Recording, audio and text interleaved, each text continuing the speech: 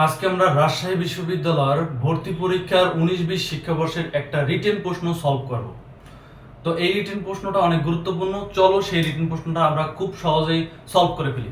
তো রিটেন প্রশ্নটা কি দেওয়া আছে সেটা আমরা দেখি। এখানে দেওয়া আছে টি, আমরা প্রথম প্রশ্নটা পড়ব এবং কোন কোন গুলো ইম্পর্টেন্ট সেগুলো দাগ দেবো। দেখো, টি সেকেন্ডে একটি প্রক্ষেপণের টান, কত সেকেন্ডে? টি সেকেন্ডে।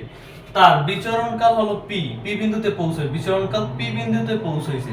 এই দেখো আমরা চিত্রের সাহায্যে বুঝিয়ে দিচ্ছি। এই একটা একটা প্রাস, তো এখানে হচ্ছে টি সেকেন্ড একটি প্রক্ষেপক, তার বিচরণকাল পি বিন্দুতে টি সেকেন্ডে, এটা ধরো টি সেকেন্ডে এই যে পি পর্যন্ত গেছে। তারপরে কি হয়েছে? টি প্রাইম সেকেন্ডে, টি প্রাইম সেকেন্ড সময় শেষে প্রক্ষেপকটি পি বিন্দু থেকে প্রক্ষেপণ বিন্দুর সমতলে, মানে এই যে সমতলে পৌঁছে গেছে। তার মানে এইটা কত? টি প্রাইম বিন্দুতে পৌঁছে গেছে। দেখাও যে ওই পি বিন্দুর উচ্চতা, মানে এই যে উচ্চতা যে এইটাই আমাদের কি দেখাতে বলছে। তো আমরা কিভাবে এটা দেখাবো? তো এইটা চলো আমরা অ্যানসার করে ফেলি। এটা কিভাবে আমরা দেখাবো?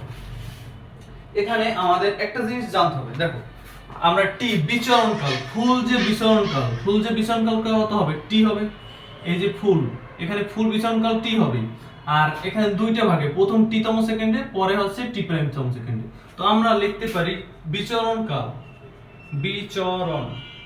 বিচরণকাল T equal to 2u sin alpha by z, 2u sin alpha by z। এটা কি আমাদের সূত্র, এটা আমাদের মনে রাখতে হবে। এখন আমরা যে টি, এই টিটাকে আমরা লিখতে পারি কি?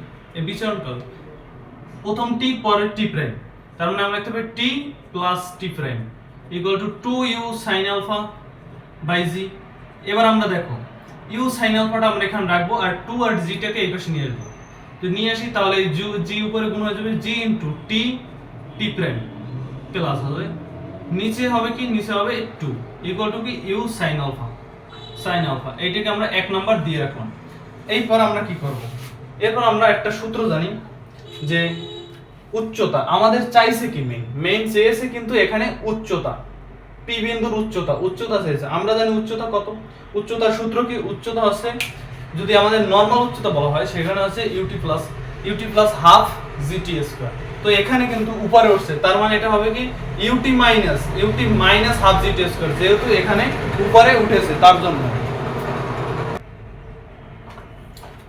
টি সেকেন্ডে উলম্ব উচ্চতা যদি আমরা বের করতে চাই, এখন টি সেকেন্ডে উলম্ব উচ্চতা, এই ফুলটাকে আমরা যদি টি ধরি, যদি এই টি ধরি এবং এখানে যদি এই টি আসে, ঠিক আছে, তাহলে টি সেকেন্ডে উচ্চতা, উলম্ব উচ্চতা হবে,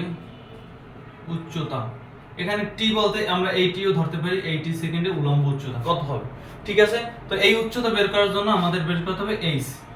উচ্চতা কত? এইচ ইকুয়াল টু কি? এইচ ইকুয়াল টু আমরা জানি ut plus half gt square, ut minus half gt, যেহেতু উলম্ব বলছে এখানে, তাহলে ইউ কি? ইউ হচ্ছে ইউ সাইন আলফা, যেহেতু আদিবেগ ইউ সাইন আলফা আছে এখানে কোণ করে গেছে, তার মানে u sine alpha ut minus half জি টি ইনটু টি স্কয়ার, জি টি স্কয়ার। ঠিক আছে, আমরা লিখে ফেললাম।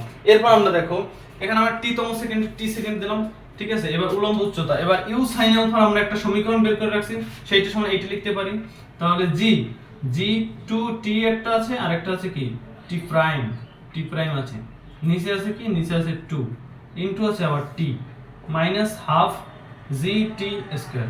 তো আমরা লিখতে পারি এখানে দেখো 1/2, এই হাফে লিখতে পারি 1/2 জি টি আর টি গুণ করলে হবে কত? টি স্কয়ার প্লাস হাফ জি টি into T prime minus half জি টি স্কয়ার। এই হাফ জি টি স্কয়ার, এই হাফ জি টি স্কয়ার কাটা থাকে, তার মানে আমাদের অ্যানসার থাকে কি? অ্যানসার থাকে শুধু এইটা থাকে হাফ জি টি ইনটু টি প্রাইম।